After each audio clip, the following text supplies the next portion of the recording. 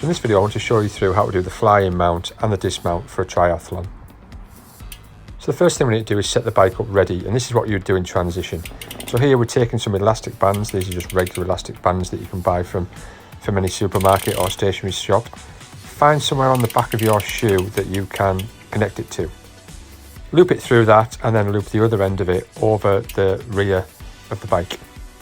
Here I loop it over the quick release skewer, but you might not have this on your bike, but find something where you can attach it to.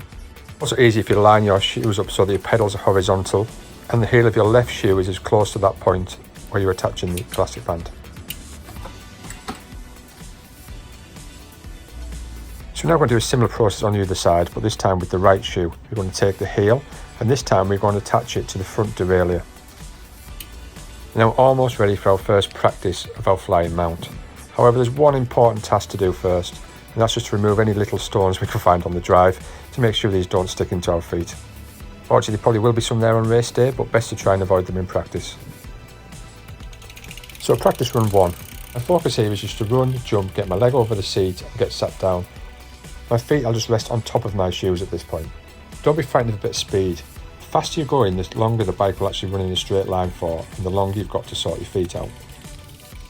Once you've done that a few times and you're comfortable, you can move on to the next stage. You're trying to get your feet directly into your shoes. So the aim here is to slip your toes first and the rest of your foot following directly into the gap in your shoe and not onto the top of the shoe like we did previously.